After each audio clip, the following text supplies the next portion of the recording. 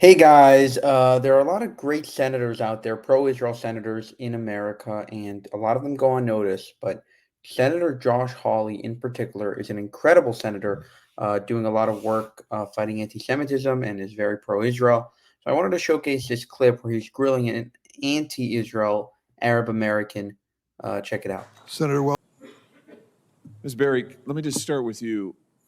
You said in response to a question from, I think it was Senator Graham, you praised the protests going on campuses. I just want to make sure I got this right, so you correct me now, as a national organic human rights movement. What did you mean by that? The mass movement in support of Palestinian human rights is happening on college campuses across the country after students are learning more about the history of the Palestinian-Israeli conflict and the specific targeting of Palestinian human rights. Yes. Oh, okay. I just want to be clear about what you're praising and not praising. Well, praising. Let's have a look here. So, yeah. This long live the Intifada. Yeah. Is this an example of the what did you say, national organic human rights movement that you mean? Is this a human rights movement? I'm not sure that using the term Intifada, which literally just means to like shake off or get rid of, is effective. As most Americans don't actually associate it with a human rights issue. So I don't think that's effective. No, Senator? Wait a minute. You don't think it's effective, but you would agree that this is calling for the destruction of the state of Israel. This is after the October. No, Senator. Oh, it's not? This isn't calling for the killing of Jews? I don't know that person and I don't know that sign. So you don't know what this means? I don't think. You haven't seen this before? Did you see these protests on Rabbi, do you know what this means? Yes, it's a call for the destruction of the state of Israel and probably the killing of Jews everywhere. I do not agree with that, Senator. So whenever you get into the definition game, you're never going to win. It's not a good look to say, oh, yeah, the exact definition doesn't mean that. But most people actually, when they say it, they mean that they want to kill all Jews. But the exact definition doesn't mean that. Like, we all know that you want to kill all Jews. It's not like a debate here. The only question is the exact meaning, and the exact meaning is irrelevant when the intended meaning is always or almost always either kill all Jews or destroy the Jewish state. You don't think that's hate speech right here?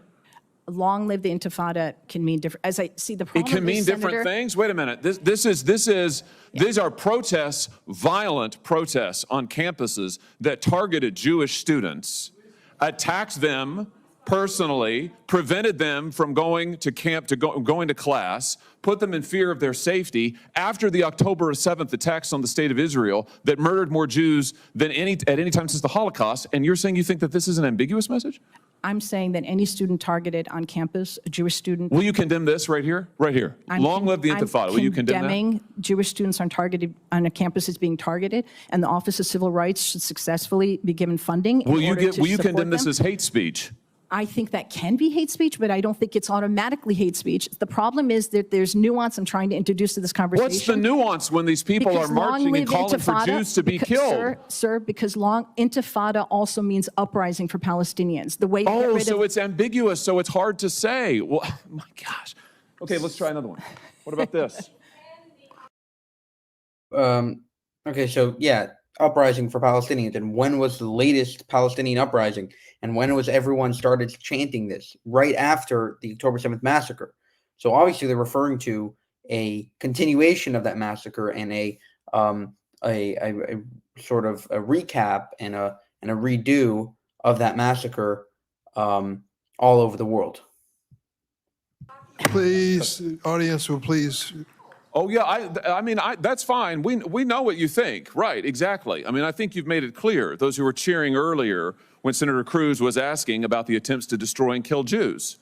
Let's just be clear about what's going on here, because here's what's happening at this hearing. We can't talk about anti-Semitism without also talking about something else. The message that's being sent today at this hearing today is anti-Semitism isn't enough. The attempts to kill Jews on campuses, that's not a conversation worthy of discussion. You've got to add something else to it. So if you want to kill Jews, oh, well, we can't talk about that unless we also talk about 15 other things. And now we have a witness sitting here who will not condemn the attempts on these campuses that are blatantly anti-Semitic tropes, Nazi tropes to try and kill Jews. What about this one? There's only one solution. Is that a national organic human rights movement? No, sir. I trust that's in reference to Holocaust, and that's I would think the final solution. Okay, what about this? What about this? Glory to our martyrs. Again, I don't understand the point of messaging like that. I don't know what that means. Would you condemn this as anti-Semitic? This was projected here in Washington, D.C. on the campus in front of Jewish students following the October 7th massacre. I think that that is not appropriate speech at a time. It was hate speech in the context, don't you think? Sure, but the point is I would prefer to focus on the issue of hate crime. That's the reason I'm saying that. Is anybody else getting deja vu? I mean, when else did this happen? Oh, right. 4 or 5 months ago with the presidents of Harvard, Penn, and MIT. They couldn't call for the genocide of Jews. They couldn't call that an anti. They couldn't call. They couldn't say that was. I think banned speech. They couldn't say that it was not allowed on the campus. So again, this is just a rerun of that. This is a hate crime. When you threaten to kill Jews and destroy the state of Israel, that's hate speech. No, that's a hate crime. Threatening to kill anyone, including Jews, is let's not pretend that it's ambivalent or ambiguous or we're not sure. How about this one?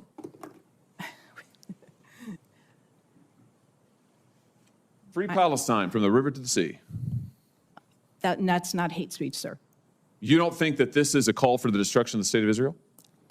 Again, I can speak to what I think, which is amazing because I'd love to talk about what I think, but I really think the focus of our hearing You don't think that after the October 7th attacks, when this was projected in front of a group of Jewish students right here in the District of Columbia, you don't think that's an attempt to intimidate them and call for the destruction of the state of Israel? Focusing on hate crime, I would say if that were displayed on a synagogue, then it's a hate crime. If it was displayed on a Hillel, then it's a hate crime. If it's displayed elsewhere, I trust its speech. Well, and then we wonder why our students are confused. Rabbi, let me just ask you, are you confused about this message? I'm not confused, and I'll add that even if it was ambiguous and could mean different things to different people, Senator, can you imagine if there was a phrase that also meant kill all the black people? Would we be okay with projecting it because it might also mean something else to someone else? No, I mean, well said, well said. I'm almost done, Mr. Chairman, but let me just ask, since the witness talked about a national human rights movement, let me just ask about a couple others. University of North Carolina chapter of Students for Justice in Palestine claimed, "It is our moral obligation to be in solidarity with the dispossessed, no matter the pathway to liberation they choose to take. This includes violence." Would you condemn that?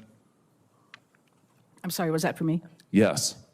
It is our moral obligation to be in solidarity with the dispossessed, no matter the pathway to liberation they choose to take. This includes violence. You condemn that? I certainly condemn violence. Good. You condemn that statement? I condemn violence. I have no interest in engaging in this back and forth about individual statements of students. You know what? I do have an interest in it, and here's why. What I just read to you, the United States Senate unanimously condemned this rhetoric. And unless we take a stand now on this rhetoric, on this specific rhetoric out of the mouths of these students that you have called National Organic Human Rights Movement protesters, we are going to send the message that trying to kill Jews on campus, trying to prevent Jews from going to class on campus is just okay. It's just another viewpoint. Senator, it's not just another viewpoint. And frankly, what you're trying to do here today, I think, is wrong. Your time has expired. Deeply wrong, sir. Senator. Wow. Just an incredible display of strength from Senator Josh Hawley. And hopefully we have more and more senators like him speaking out against anti-Semitism. For more, subscribe to the channel. Go to buymeacoffee.com/JewishUncensored to help us make more of these videos. And follow all your pro-Israel creators. I would say follow Josh Hawley on social media as well. And shalom.